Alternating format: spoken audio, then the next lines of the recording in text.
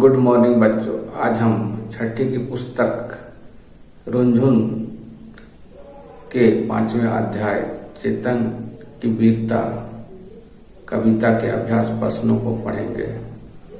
तो आते हैं हम अभ्यास खंड क के पहले प्रश्न की ओर, जिसमें आपको श्रुति लेख दिया गया है, जिसको आपको क्लास में ही शिक्षक द्वारा करवाया जाएगा। दूसरा जो प्रश्न दिया गया है वो है बताइए। इसका पहला जो प्रश्न है, महाराणा प्रताप के घोड़े का नाम क्या था? तो इसका उत्तर हुआ महाराणा प्रताप के घोड़े का नाम चेतक था। अब ख नंबर का जो प्रश्न है, शत्रु सेना किसकी वीरता देखकर दंग रह गई? तो इसका उत्तर होगा शत्रु सेना चेतक की वीरता देखकर दंग रह गई। अब हम आते हैं अभ्यास खंड के पहले प्रश्न की ओर, जिसमें कविता की पंक्तियों को पूरा करने को दिया गया है। तो क नंबर का है, वह दौड़ रहा। इसमें जो रिक्त पंक्ति है वो आएगी अरि मस्तक पर, या आसमान। जो रिक्त पंक्ति है वो है पर घोड़ा था। अब ख नंबर का जो दिया गया है रिक्त स्थान भरने के लिए, वो पहला है खाली स्थान में भराएगा बैरी समाज रह गया दंग। अब अगला पंक्ति में जो भराएगा ऐसा देखा रंग। अब हम आते हैं अभ्यास खंड के दूसरे प्रश्न की ओर, जिसमें दिया गया है उत्तर लिखने के लिए। चेतक को निराला क्यों कहा जाता है? तो इस प्रश्न का उत्तर होगा चेतक की चाल अन्य घोड़ों से अलग थी, जिस कारण उसे निराला कहा गया है। अब दूसरे प्रश्न की ओर आते हैं, चेतक की टापों से दुश्मन की दशा कैसी होती है? तो इस प्रश्न का उत्तर हुआ घनघोर काली घटा जिस प्रकार तेज बारिश करती, उसी प्रकार चेतक दुश्मन की सेना पर टूट पड़ता है। अब हम अगले प्रश्न की ओर आती है, विकराल ब्रजमय बादल सा आरी की सेना पर प्रहार गया। इस पंक्ति का अर्थ स्पष्ट कीजिए। तो इस पंक्ति का अर्थ हुआ जिस प्रकार बादल जमा होकर एकाएक बारिश की बूंद बरसने लगती है, उसी तरह चेतक एक जगह ठहर कर कठोर वज्र के समान शत्रु पर टूट पड़ता है। अब हम तीसरे प्रश्न की ओर आते हैं, जिसमें कुछ पंक्तियां दी गई है, जिसका आपको अर्थ स्पष्ट करना है। तो जो पंक्ति है वो हम पढ़ते हैं, जो तनिक हवा से बाग हिली, लेकर सवार उड़ जाता था, राणा की पुतली फिरी नहीं, तब तक चेतक मुड़ जाता था। तो यहाँ पर जो भी पंक्तियां दी गई है, आप इसके प्रथम भाग को देखिएगा, जहाँ आपको कविता का पूरा भावार्थ बतलाया गया है, वहां से आप उसको कर सकते हैं। अब हम आते हैं अभ्यास खंड ग के पहले प्रश्न की ओर, जिसमें दिया गया है पठांस पढ़कर संक्षिप्त उत्तर दीजिए। भाला गिर गया गिरा निसंग, है टापों से खन गया अंग, बैरी समाज रह गया दंग, घोड़े का देखा ऐसा रंग। अब इस पठांस के आधार पर जो पहला प्रश्न दिया गया है, सेना के अंग किसके प्रहार से छलनी हो गए? तो इसका उत्तर होगा घोड़े के टापों से शत्रु सेना का अंग छलनी हो गया। अब हम दूसरे प्रश्न की ओर आते हैं, जिसमें दिया गया किस घोड़े को देखकर बैरी हैरान रह गए?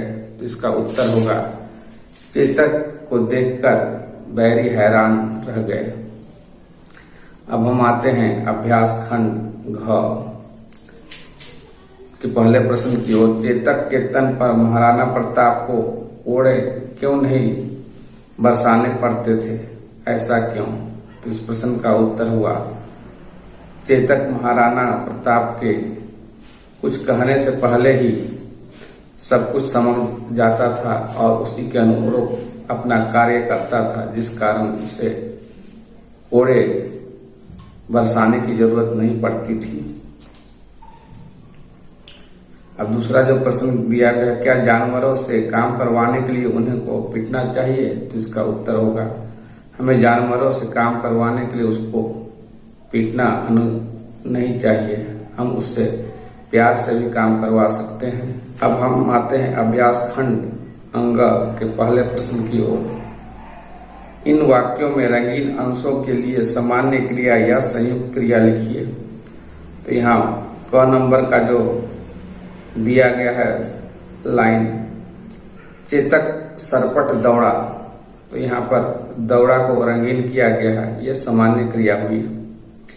अब ख नंबर के वाक्य को देखते हैं, चेतक सरपट दौड़ गया, तो यहाँ पर दौड़ गया संयुक्त क्रिया हुई। ग चेतक निराला बन गया था, यहाँ बन गया था को रंगीन किया गया है, यह संयुक्त क्रिया हुई। घ नंबर को हम देखते हैं, घोड़े की लगाम हिलने लगी, यहाँ पर हिलने लगी को रंगीन किया गया है, तो यह संयुक्त क्रिया हुई। अंगद चेतक सवार को लेकर उड़ चला, यहाँ पर उड़ चला को रंगीन किया गया है, तो यह संयुक्त क्रिया हुई। 4 नंबर का जो वाक्य दिया गया है, भाला जमीन पर गिरा, यहाँ पर गिरा सामान्य क्रिया है। अब हम दूसरे प्रश्न की ओर आते हैं। इन वाक्यों में आए रंगीन शब्दों के दो समानार्थी शब्द लिखिए। जब क नंबर का वाक्य है, चेतक महाराणा प्रताप का घोड़ा था, तो इसके घोड़े के लिए 2 समानार्थी शब्द होगा, अश्व और घोटक।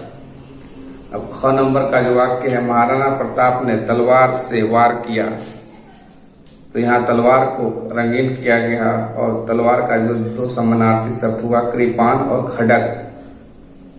अब अगले वाक्य की ओर आते हैं, आसमान में बादल छा गए, यहाँ बादल को रंगीन किया गया है, तो इसके लिए 2 समानार्थी शब्द हुए, मेघ और घटा। अब हम अगले वाक्य की ओर आते हैं, चेतक हवा से बातें करने लगा, तो यहाँ हवा को रंगीन किया गया है। यहाँ हवा के लिए जो 2 समानार्थी हुए, वायु और पवन। अब हम अगले वाक्य की ओर आते हैं, दुश्मन की सेना देख रह गई दंग, यहाँ दुश्मन को रंगीन किया गया है, तो इसके लिए 2 समानार्थी शब्द हुए, शत्रु और रिपु। अब हम तीसरे प्रश्न की ओर आते हैं।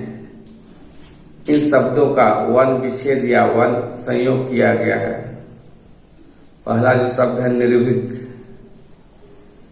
इसको शिक्षक के द्वारा आपके कक्षा में करवाया जाएगा, तो आप वहां से इसको करेंगे। अब हम आते हैं चौथे प्रश्न की ओर। इन शब्दों के लिंग लिखिए। जो पहला क नंबर का शब्द दिया गया है, पुतली, यह आपका स्त्रीलिंग हुआ। ख नंबर का जो शब्द है भाला, यह हुआ पुल्लिंग। अब ग नंबर के शब्द जो है वो है पोड़ा, तो ये होगा आपका पुल्लिंग शब्द। अब घ नंबर का जो शब्द है वो है तलवार, ये स्त्रीलिंग शब्द होगा। अब अगला जो शब्द है रंग, ये पुल्लिंग शब्द होगा। और लास्ट 4 नंबर का जो शब्द है सेना, ये स्त्रीलिंग शब्द होगा। तो बच्चों, आपके अभ्यास प्रश्न समाप्त हो गए। आप इसको अपनी नोट्स कॉपी में लिखें और इसको याद करें। आज के लिए इतना ही, धन्यवाद।